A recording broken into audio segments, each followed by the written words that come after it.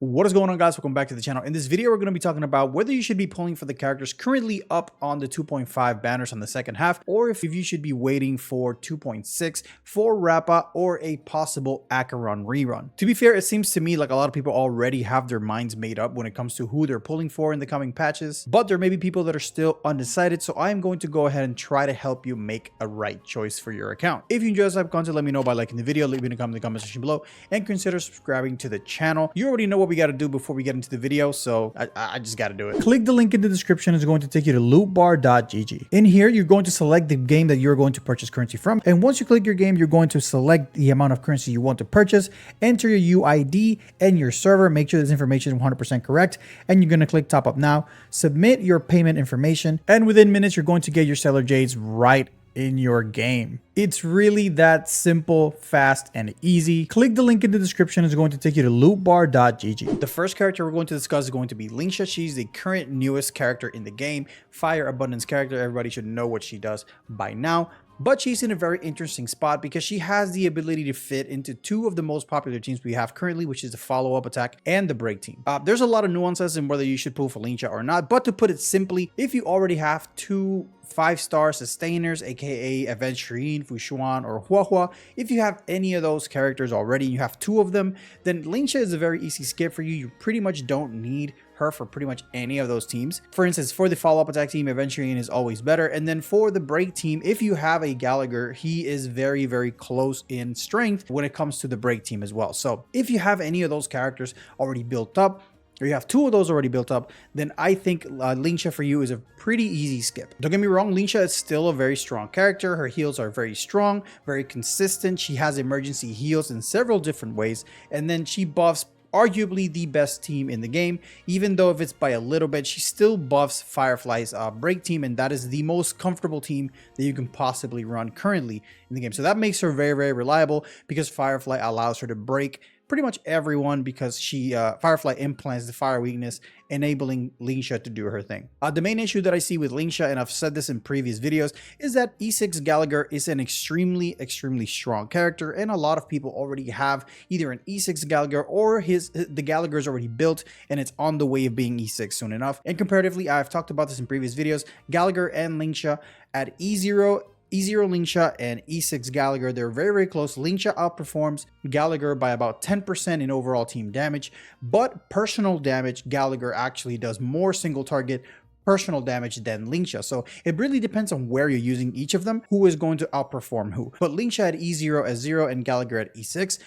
Gallagher and Lingsha are pretty close, Lingsha outpacing him by just a little bit. Now, if you already have an E6 Gallagher and he's already ready to go, you've been using him with your Firefly team, and you don't want to mess with that, you can always, instead of pulling for Lingsha, you can pull for Lingsha's light cone and then give that light cone to Gallagher, and then there you can close the gap, and then you get an 18% vulnerability increase, which means you're going to overpass in just an E0 Lingsha. So if you can only pull one thing, and your main goal is to buff your Firefly team, I would just recommend to pulling the light cone, because that will get your Gallagher pretty much 18% extra damage to the entire team, which is, by the way, what I'm going to be doing. I'm going to be pulling for Lingsha's light cone and not Lingsha. Same thing for Topaz, but we're going to talk about Topaz next. Now, when talking about different teams, the Acheron team, she does have a debuff in their woe-free state. However, it only lasts for 2 turns, which for Acheron, it may be better. But it really depends on how fast you can shoot off the ultimate. So you can do Gallagher quid pro quo, and then you can put Lingsha on quid pro quo. You can put them both on quid pro quo, and they'll be able to fire off their ultimate pretty consistently. So they're pretty much evenly matched. And in the follow-up attack team, of course, Acheron is better than her in the follow-up attack team for obvious reasons. But if you don't have Acheron and you don't plan on pulling Acheron, then Lingsha is probably your second best bet in the follow-up attack team. Now, as far as the summon score for Lingsha, like I said in the beginning of the video, if you don't have any other 5-star sustain and you don't plan on pulling for Acheron, then she's a very strong 8 out of 10 pickup for early to mid game players that don't have 2 sustains already. But if you don't have any 5-star sustains and your pick is between Lingsha and Acheron, like 9 times out of 10, I'm going to recommend pulling Aventurine because he's just overall better for most cases. Now, if you already have Fu Xuan, Huahua, Gallagher, Aventurine, if you have all of those characters like myself, I have all of them built up, her value drops significantly. In my opinion, she goes down to about a 5 out of 10. Because she's a sustainer, she still has a lot of value, and her being kind of like a pseudo DPS because of her break mechanics, she kind of has a little bit more value, but still, it's, for me, if you already have all those sustains already built up, then she drops to about a 5 out of 10 summon score. Overall, Lingsha is a great unit for sustaining a team. She doesn't have any issues sustaining any teams. She can deal a lot of damage depending on the team you're running her on, but she's not as strong enough for me to like completely recommend everybody to pull for her, so that's why I gave her the scores that I gave her. All right, the next character we're going to talk about is Topaz, and she's in a very interesting spot because recently we just got 2 new characters that pretty much compete directly with Topaz, and I'm not gonna lie, they do a really good job at competing against Topaz. They're not quite better than Topaz, but they're very close, and obviously that is Moza E6 and Hunt March 7th, which is also free at E6. Not also, but she is free at E6. Theoretically, they both serve the same exact purpose in a follow-up attack team, which is try to buff the main DPS, and all of 3 do it very well. Obviously, Topaz offers that 50% vulnerability. That is something that neither Hunt March or Moza can cover. She also has a lot of SP positivity. You can play her as SP positive as you can if you don't care about who has the proof of debt. She can also dish out a pretty decent deal of damage if you have her built up correctly, and she makes runs pretty consistent as well. So she is very good, very strong character. If it wasn't for Moza and March, I would probably just say just pull for Topaz if you are interested in any sort of follow-up attack team meta, or any follow-up attack team in general. I would just say pull for Topaz, but because we got Moza and March, and everybody got March for free, and Moza, I just got him E6 off of Fei Zhao's banner, I don't feel the need to have Topaz in my account. Now, am I saying that E6 Moza and Hunt March 7th are better than Topaz in general? No, I am not saying that. Topaz is still probably better than both of them, but the better is not enough. Like, the amount of the difference is not enough for me to like warrant pulling a limited character, at least right now. As a sub DPS follow-up attacker in the category she is competing, she's only the best in one of the things that matter, which is in damage amplification. That 50% follow-up attack damage amplification she has with the proof of debt is actually very strong. I don't think any other character can compare to that except Zhao Xiao, I guess, when it comes to vulnerability debuffs. But when it comes to personal damage, I think Moza and even March 7 at E6 can deal more damage than Topaz. Also in SP positivity, March 7 is also more SP positive than Topaz. And when it comes to frequency of attacks, Moza actually has more frequency of attacks depending on how you play Moza. Obviously, if you are overkilling stuff and Moza is not getting his follow-up attacks in, then obviously you're getting less follow-up attacks. But if you're being careful with how you play the Moza actually has the opportunity of being a more frequent and more consistent follow-up attacker than Topaz. But like I previously said, she is better than both of them, and she's also more consistent than both of them overall. So that makes her a really good pick. So I'd say if you really like her as a character and you are wanting you don't want to build Moza, and then your March 7, you have your March 7 built up, but you don't really want to build Moza, I think Topaz is a really good bet to have in your account, especially if you really like that follow-up attack team type of gameplay. She's a solid 8 out of 10. I think also she warrants the 8 out of 10 if only you're interested in the follow-up attack team meta. So I'd say if you really like her as a character and you want to min-max your Fei Zhao or Dr. Ratio team, then I'd say Topaz is a solid 8 out of 10 pickup. She's really strong. If you have E6 Moza, I personally don't recommend it. If you don't want to build your Moza, I recommend going for Topaz. Personally, like I said, my account, I'm not going to go for Topaz. I am probably going to end up pulling her Lycone because the difference between E6 Moza and E0 Topaz, I can make up that difference just by pulling for Topaz's Lycone, and then that way my E6 S1 Topaz Lycone Moza is on par or even a little better than just a straight up E0 Topaz. I hope that makes sense. However, if you don't care about the follow-up attack meta at all, and you can already zero cycle with Fei Zhao with your Moza or with your Hunt March 7th, which in my case, that's what I can do in my account. I can already zero cycle like a billion different ways with Fei Zhao. I don't need Topaz in my account. I can already zero cycle pretty much wherever I want with Dr. Ratio. I don't need Topaz for that. So to me, in that case, Topaz kind of loses a lot of value, so it would bring her down to about a 4 out of 10 in my opinion, if you really don't care either about the follow-up attack meta, or if you're already good to go with your Phase Out and Dr. Ratio teams. And even then, at a 4 out of 10, like, I want Topaz, but I you know, like, I'm not gonna go out of my way of getting Topaz, because I just don't need to have her. Like I said, for a player like me, I find more value in pulling her light cone, because her light cone has a debuff implanted on it, which I can use on any hunt character, you know, to help the main DPS. Like in this case, if I'm going to run my regular Phase Out team, I can just slap Topaz's light cone on Moza or on Hunt March 7th, and then have that extra crit damage on follow-up attacks and just call it a day, you know? Next character is Rappa, the 2.6 new premium character, and I've already talked extensively about what my opinions on Rappa in my previous video, so I'm going to leave it somewhere here. I'm going to leave it so you can click on that video if you're interested in watching what I have to say. So I'm not going to go too in depth on Rappa, but essentially Rappa is a really strong pure fiction character, and with the recent changes she got right at the end, it's looking like she is more focused into the pure fiction. She has some nuking capabilities, but we haven't really seen her in game yet, so we really don't know. But according to her numbers, her ultimate's max stack can reach up to about 300,000, give or take, on a single target, and up to about 700-800,000 on a full board of enemies, which it's pretty good, you know, like if you know, within the grand scheme of things, is pretty good, but the way you're gonna get those numbers is it's really iffy, if you ask me. In MOC, I think she's going to perform decent. I don't think she's going to be zero cycling left and right like Fei Zhao or Acheron or even Firefly. I don't think she's going to be doing those type of performances, but I think she is capable of 2 or 3 cycling pretty much any content. If you're looking for a character that's going to completely destroy pure fiction and help a little bit in MOC whenever the typing is preferable for her, then I think Rappa is a really well worth character. Needless to say, her animations are insane. Like if you've seen her animations, you know what I'm talking about. Those are crazy. I don't know, one of my favorites for sure. So that alone can be a contributing factor of pulling for Rappa.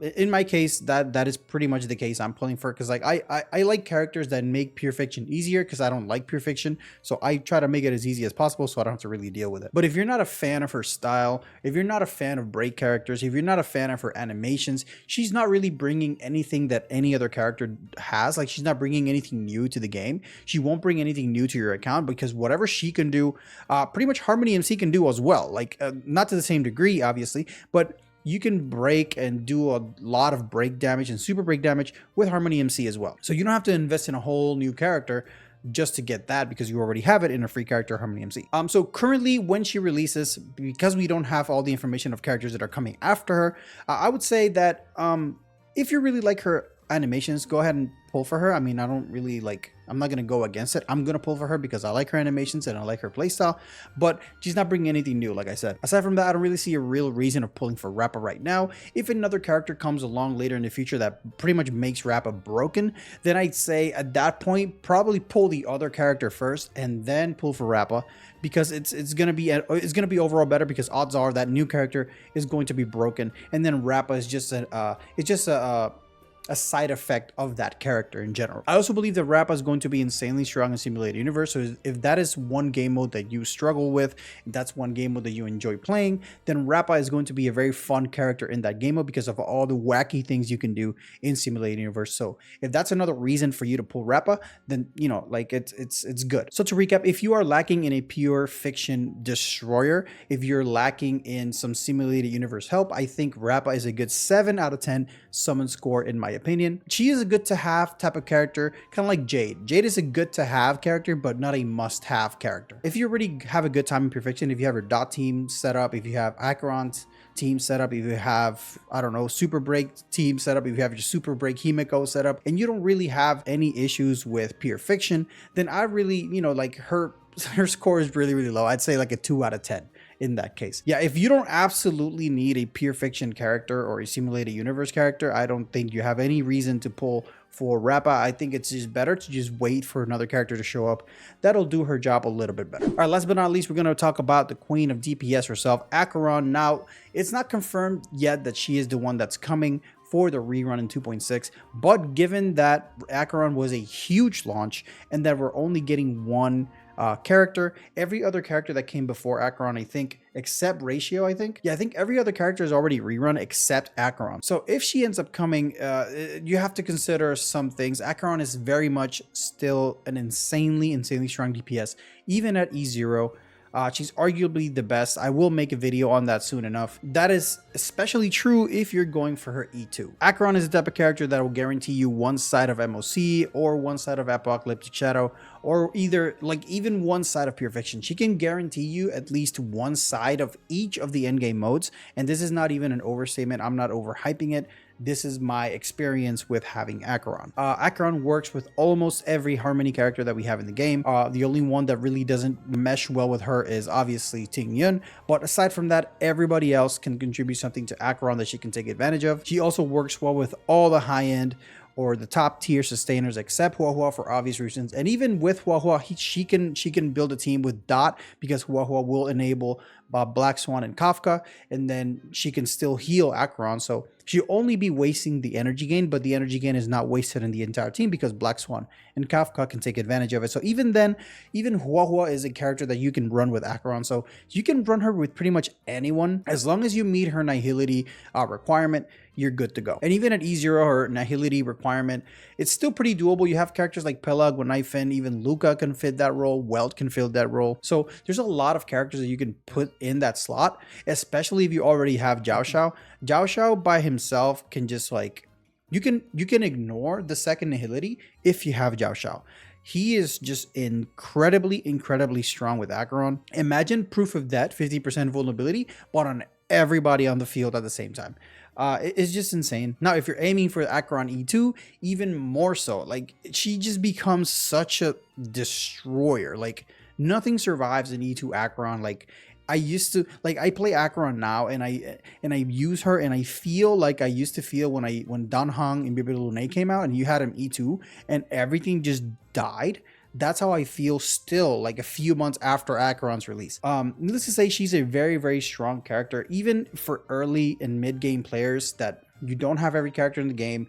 You probably already have a Pela on your team. You probably already pulled a Guanaifen or a Luca, or you have Welt. If you have any of those characters and you have one Harmony or pretty much whatever, as long as you have Pela, if you have Pela on your account, or Jiao Shao, Acheron is a 9 out of 10 pickup for you. Like, it's just a 9 out of 10. She will eventually, even if you pick her up right now in your early game, you pick her up right now, right? By the time you make a late game, you've been investing in your Acheron consistently, she will just delete the game. Like, she will just take one side of whatever it is that you're playing and then just disregard it because you're going to beat it with Acheron. So at E0, even at early to mid game, I think she's still a 9 out of 10 pull, maybe a little biased. And I'm going to be even more biased now because if you're going for her E2, if you're even considering and you're able to afford it, you have the Jades, you have the pulls to go for an E2, and you're considering it, don't even think about it. Just do it. Just get your E2 Acheron, especially if you have Jiao Shao. Bro, let me tell you, seeing 1 million damage in your screen on MOC, to me, that's worth it. I'm a sucker for big numbers, guys. So I see that 1.3, 1.4 million in my account whenever I'm hitting MOC 2 units. I'm hitting 2 characters, 2 enemies for 1 million, bro. Like, I don't know, like, it doesn't get any better than that. Like, that's why we play these type of games. Like, the game goes from how do I beat this to how fast do I beat this. It's like you're playing a different game. I don't even know what to say. Like, it's like you're playing a different game when you're having E2 Acheron just slapping everything left and right. At E0, Acheron gets a summon score at 9 out of 10, early, mid game, or late game. I don't care what type of game you're playing. 9 out of 10 Acheron pull. And if you're pulling for E2, that's a 10 out of 10. That may be a little biased. I understand it. I can't take all the bias away. E2 Acheron, to me, 10 out of 10. Especially if you have Jiao Shao, she's a 20 out of 10. That's going to be my 2.6 pull analysis. Let me know what you guys think in the comment section below. Is this video a W or an L? Let me know in the comment section below. Check out Loot Bar in the comment section. And until next time, guys. See ya.